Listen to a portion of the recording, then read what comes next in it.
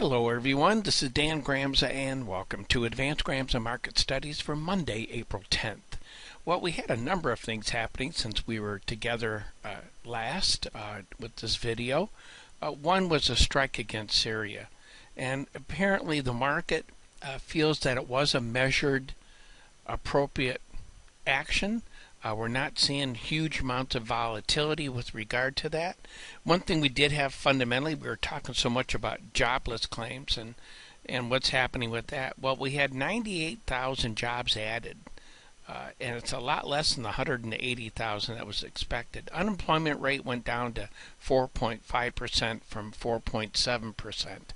So nothing too dramatic there at all, kind of an anemic reaction, or I should say jobs report.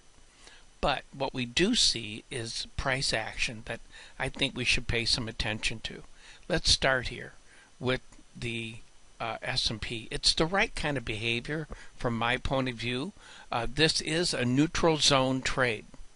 It does imply buyers are coming back in. It does imply confidence in our market overall. That's the way I interpret that. It's not a bad way to finish this week out at all. I do look for follow through on Monday. However, we could get some fundamentals over the weekend. We still have the meeting going on with China and the U.S. administrations that could add some stimulus here to the market. Right now, though, I do look for unchanged to higher. I'd be very surprised if we can close above that 2370. If we trade above 2376, then it's important that we close, and let me show you, that we close above 2392. And I don't see that happening anytime soon, but in the next 2 days, that is the kind of momentum we'd want to see in that market. That would be the ideal rhythm. In the NASDAQ market, we also saw that bouncy low as the market did back off. It's also in a neutral trade. And if we don't trade above this previous shadow, if we don't get above 85, closing above 85 in the next 2 days, it implies a continuation of a sideways move, just like we would for the S&P. The Dow is also in the same boat. The magic number here is that 20,850 in the close in the next 2 days. 20,750 is what I'm looking for on Monday. And if we don't get above those ranges, then I'm looking for a sideways move throughout the rest of the week. The mid caps is very neutral. I don't look for a dramatic move up or down in this market. I think staying contained between 1725 and 1683 is the range I'm looking for in this market. I still think the bias, though, is for a move to the upside. In those currencies, we can see the euro continued weaker. The bullish level here for the euro has been moved lower. It's now at 107.10. I don't expect a rally in this market. We can see that there's confidence in the dollar, and it's probably going back to the world reaction to the Syria strike that the Trump administration has taken, and we're seeing capital flowing towards the dollar, not away from it. Same thing holds true in the Swissy. Now, the bullish level in that market is 1.0020. That's been tightened up. Look at our friend Mr. Yen bouncing back and forth. This is bearish. It implies a down day to continue, just like it does in these other currencies. I don't think we're going to see a big move down, though. No, 89.70. Right back down here, that could be a low here, but I'm looking for this to stay contained in a sideways market. Aussie dollar, I'm looking for a continuation of this downward pressure. Now the bullish level there is at 75.40. The British pound, the bullish level in that market is at 125.10. And we're seeing that break. I don't look for a dramatic move down on Monday, but I think 123.50 is a real possibility to close back down towards that range. Canadian dollar traded above its bullish level. Magnitude change between the bearish and bullish is $200 a contract. And the bearish level here now is at 74.52. It's very tight because I'm looking for a down day on Monday. However, on Monday, if sellers are here, we want to see that downward pressure, and closing below 74.30 would be a good sign that those sellers are present. And that's what I'm looking for.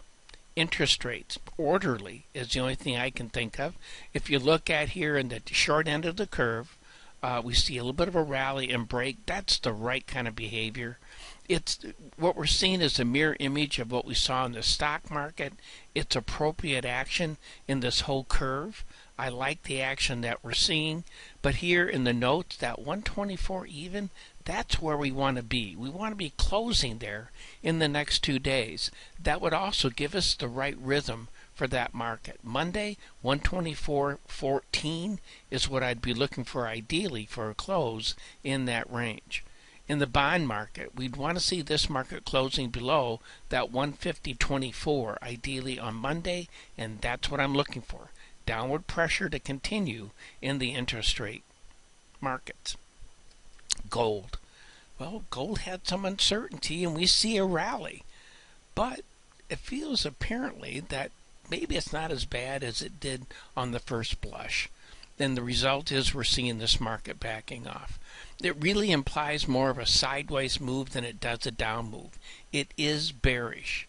And I do look for downward movement. A close around 1245 would be expected behavior, but I think more likely, because of the fundamentals swirling around out there, I don't look for a dramatic move down in that market. But look at silver. Boy, we rock and rolled in this market as we broke lower. The bullish level, by the way, has been moved lower in that market. It's now at 1816. You could even be more aggressive with that. I'm looking for an inside day on Monday, 1810 down to 1790. Over in copper, bouncy. I was looking for a move up this week in that market. We had no follow through. Buyers just weren't there. And right now it looks like they're trying to come back in. The issue is follow through. Ideal close for Monday, that magic 270, a close above that range. Well, crude oil. Yes, it did make new highs. And, it's not that Syria is a key area right now when it comes to oil supply. We haven't had much from there for a long time. But what we are seeing is uncertainty in that part of the world. And that's part of what's reflected here. I don't look for follow through, though I'm still very cautious about crude oil at these levels, and the bearish level for that market has been moved up to 51.40. I look for an inside type day on Monday. Natural gas did get weaker.